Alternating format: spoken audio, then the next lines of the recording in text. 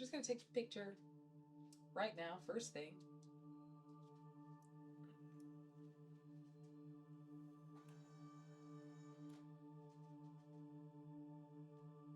All right, we're starting off, slept in a little bit, which is not bad because it's been a minute since we slept in. And there's something good that feels so good about sleeping in on a Saturday after like kicking ass and taking names at 5 a.m. all week. I'm not even gonna lie. Like maybe I'm indoctrinated, you know, maybe that's like remnants of like hustle culture in my brain. But I don't know. It's just a sense of achievement and like a well-deserved sleep. And I'm one of those people who tries really hard like not to fall into, I feel like you can, well, I deserve this yourself into anything. And so I constantly am like trying not to be like, ooh, well, I deserve this, which I mean, I probably go too far. Not just full transparency. I probably go way too far. There's probably a lot more things that like I should give myself a break for, but you know, that fucking like eldest daughter BS. It'll run your whole show. The book that I'm reading right now, the one on Buddhism, there was this really great story, and it was, you know, there's a man who's riding on a horse very, very quickly, and they're like pointed, and someone is also on a horse, and he's like running alongside the guy. He wants to know, like, hey, where are you going? You must be like trying to get to somewhere quickly. And the guy's like, I don't know, ask the horse. And it likens that horse to our habit energy. So now I'm like kind of thinking about like habit energy and how, you know, it's a, what's the word I'm looking for? It's a metaphor for, you know, how we live our lives. We're like on this habit energy. Wow, we're supposed to be filling up my water. Yeah, we're running on off habit energy probably 100% of the time, unless you're like consciously aware of the fact that you're doing it. And I know that's something that I do is tend to like not. I go too far. I go too far in terms of like. So I'm trying to learn balance. Not even balance, because I don't want to strive for balance. I think anything that like you're passionate about is going to cause your life to be unbalanced. My goal is harmony. That is my goal for right now. I used to think that it was like I want to be balanced, but it's like it's not possible. There's some things that are going to, like, you can't think about anything else until you actualize it. And I think that that's a good thing. I don't think that's a bad thing. I think that's actually quite good. So, not balance, harmony. It's 10 o'clock and we're starting with the first bottle of water today. So, that's, I would not say that that's harmonious. I've been up for like 2 hours already and this is the first water I'm drinking. So we're going to be working today. But that's okay because we're not afraid of hard work. We're not afraid of difficult things. Payload secured. And now we're going to journal and go to the gym. Really excited because it's a benchmark day. We're going to do all of the barbell movements, most of the barbell movements, and get a nice little benchmark so that we can test it again in a couple weeks. Or maybe we'll do it at the end of this 75. Either way, onward.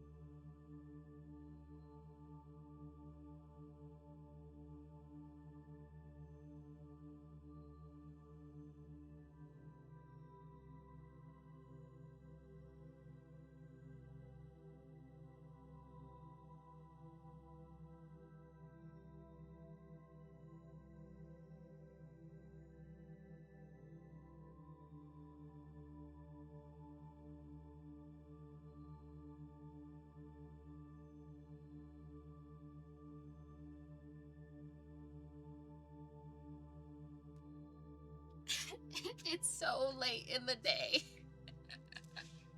All right, so we just finished running errands, and now I think I'm gonna do my outdoor workout outside, which is gonna be some yoga mobility stretching, of course.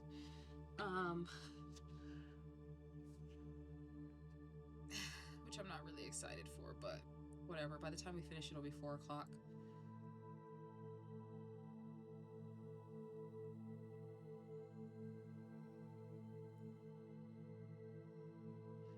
I actually got this really cool mat for Christmas that actually has all of the yoga movements on it. And so if you're struggling to figure out what type of mobility and you don't have like a cool app, like the Pliability app to tell you what to do, doing any of these movements and holding it for like 5 minutes, 4 to 5 minutes each time, will easily get the job done. Easily. You have to keep an eye on Nymeria though. Sumo stretch might be one of my favorite stretches. The weirdest thing just happened to me. So I have this shirt, I'll show you guys, called Mindfulness, and it says mindfulness is the new black. And I swear, living in the South is like a fever dream. And this guy stops me in the grocery store, and he's like, "What does your shirt say?" And I go, "Oh, mindfulness is the new black." And I could see, I knew what was happening.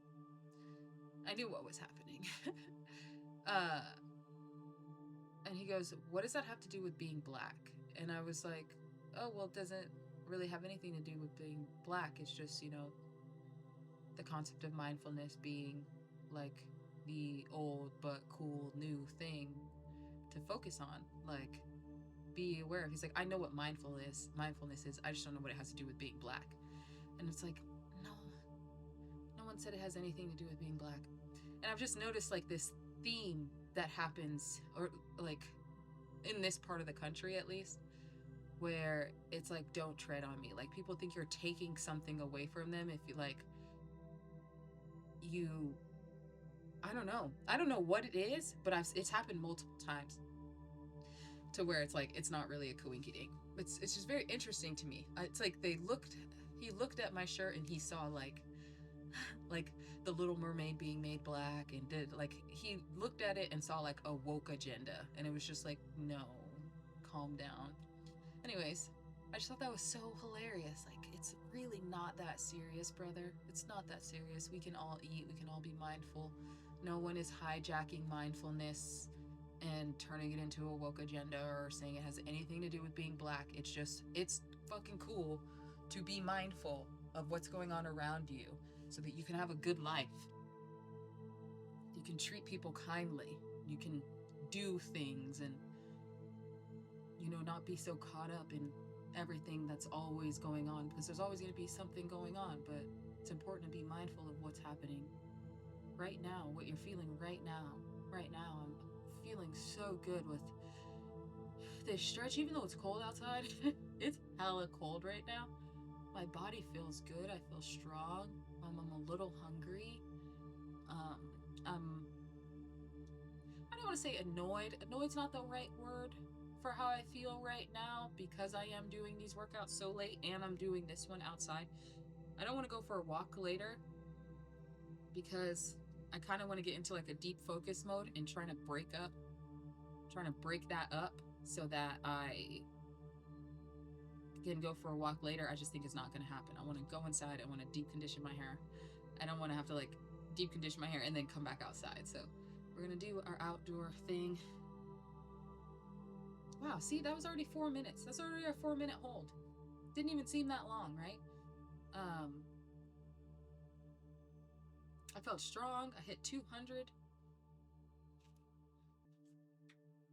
Oh.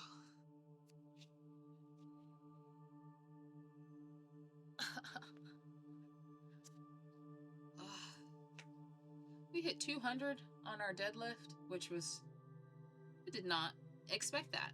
But I think my ranges are off, because if my deadlift's 200 pounds, then my back squat should probably be higher. I don't know. I feel pretty happy either way with the progress. Oh my god, this is my second one. Oh. We're behind on the water. We're definitely behind on the water.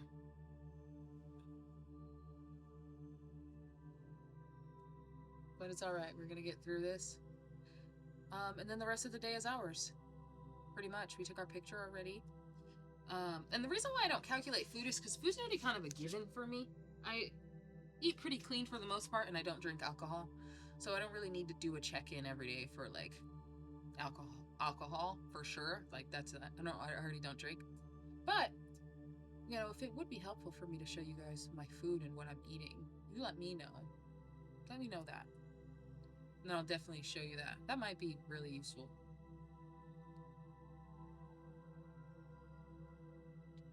The cool part about doing this the second time around is you kind of already know what you're capable of. It's just the added challenge of it being cold, like having to negotiate with the weather, which I did not have to do. So, like, a little bit of lore is I moved to the south from Las Vegas, and I was in Vegas 5 years, but before that I was born and raised in California, all over Southern California. And so I never really had to negotiate with the weather. And I have to negotiate here in ways that I've never really had to negotiate before. But it does serve a purpose because it gets you outside, you know? It gets you outside, it gets you moving your body, it gets you understanding and respecting the fact that the sun is not going to be shining every day at all. And I think that's a perfect metaphor for life. It's not always going to be sunshine and rainbows, so you need to get outside when you have the capability to get outside and appreciate the fact that you did go outside when you can't go outside.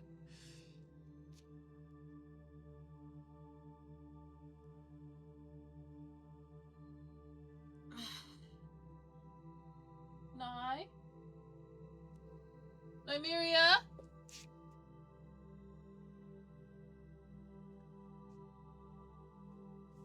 This chapter is going to break down the executive office of the President of the United States, which I'm kind of excited for because I don't know what the executive office does. 4 minutes on each side. I don't know if they meant the language to sound so scary in this Project 2025 transition project, but some of it sounds really scary. Okay, so the great challenge confronting a conservative president is the existential need for aggressive use of the vast powers of the executive branch to return power, including power currently held by the executive branch, to the American people. That doesn't sound terrible, right? Success in meeting that challenge will require a rare combination of boldness and self-denial, boldness to bend or break the bureaucracy to the presidential will, and self-denial to use the bureaucratic machine to send power away from Washington and back to America's family, faith communities, local governments, and states. I don't know how I feel about faith communities having power. Don't know how I feel about that.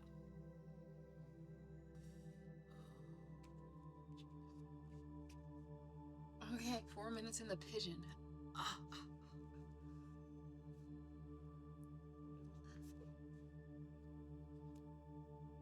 My hips are so tight.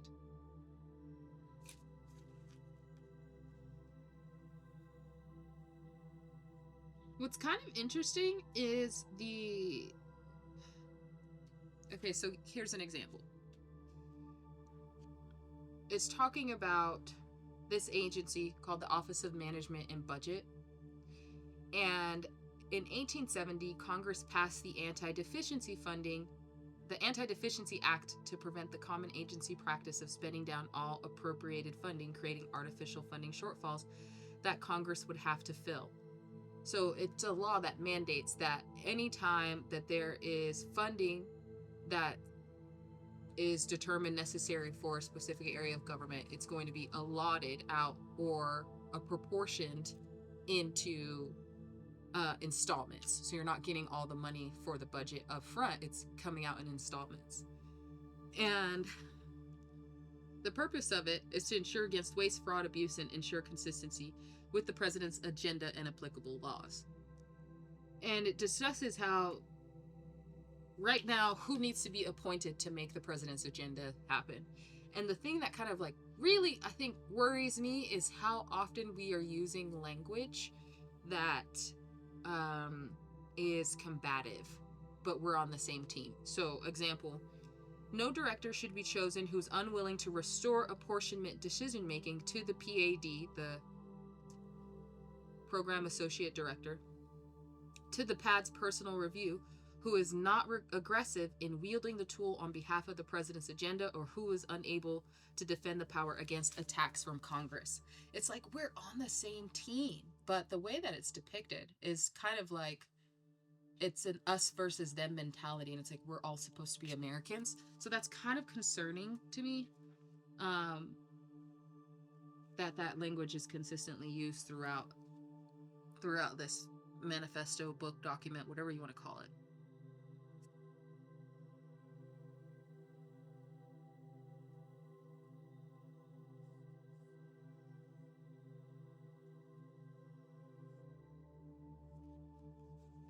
It's kind of interesting. So, in terms of regulatory policy, it says the next president should reinstate the many executive orders signed by President Trump that were designed to make the regulatory process more just, efficient, and transparent. So, I'd love to look up these executive orders a little bit later. Executive Order 1377 1, 13777, 13891, 13892, 13893, 13924, Section 6, 13979, and 13980 should be revived with modifications as needed. Executive Order 13132 on federalism should be strengthened so that state and regulatory and fiscal operations are not commandeered by the federal government through so-called cooperative federalism programs. Additionally, the president should revise and sign an updated version of Ronald Reagan's Executive Order 12630 on federal takings. So I think it'd be super fun to dive into what exactly those executive orders are and see what we're trying to push for.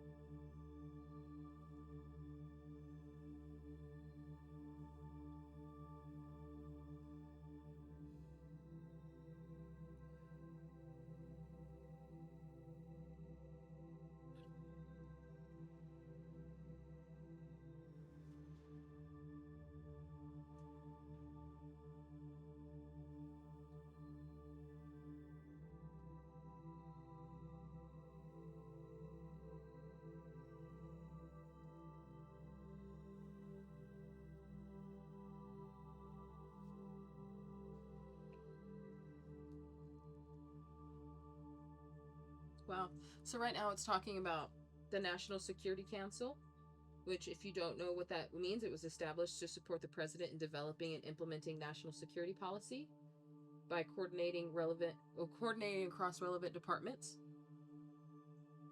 It's discussing how the accountable senior officials should be empowered to identify, recruit, clear, and hire staff who are aligned with and willing to shepherd the president's national security priorities. The NSC staff leads under the direction of the NSA, the National Security Association, and should have the discretion to reduce the number of positions that need high-level clearances. And the NSC should be adequately resourced and authorized to educate and hold security clearances internally with investigators who work directly for the NSC and whose sole task is to clear NSC officials. If certain staff are determined need to not have high-level clearances, the question becomes whether they should be a part of the NSC at all. So far, we just hit time. That's exciting. So far, what I'm seeing is a huge desire, and I'm only 52 pages in, by the way, is a huge desire to allocate as much power into the president's hands as possible, which kind of defeats the purpose of checks and balances when you truly think about it. I know that a lot of people who wrote this believe firmly in like upholding the Constitution, or at least certain aspects that fit their whatever they're trying to push. And this kind of does away with that by trying to get as many people as possible who don't have security clearances or the qualifications outside of being willing to do the president's bidding seems kind of insane to me. Like, it seems like it goes against democracy. Like, you should have people who disagree, who can say, hey, maybe this isn't the best thing, but if you have it's essentially trying to gut the White House and create an echo chamber of individuals who believe the same things, who want all of the same things, but it's a very particular type of individual. So you want to do away with anybody who would even question presidential power, which kind of scares me a little bit. I'm a little scared. But we finished our 10 pages, so that's it, friends. Finished our 10 pages. Now we just got to go to town on this water, which it's 4:30. What time is it? It's 4. It's 4. So it's 4, and this is our second cup, and we're still at the beginning. So that's our biggest obstacle right now. But it's the only one left. So let's go finally deep condition our hair. Okay. All right. It is 11. It's 11. 11:11. Okay. It's 11:11. We finished our water. All of our tasks are complete. We washed and twisted up our hair, and that's a wrap. It was a good, lazy but still very productive day. I'm super excited because I got 3 letters in my pen pal mailbox. Overall, I'd give this day a solid 8 out of 10. Thing that would push it over to a 10 out of 10 would be waking up just a little bit earlier, but overall, still a solid day, and we're gonna do it again tomorrow. I'll see you in the next one.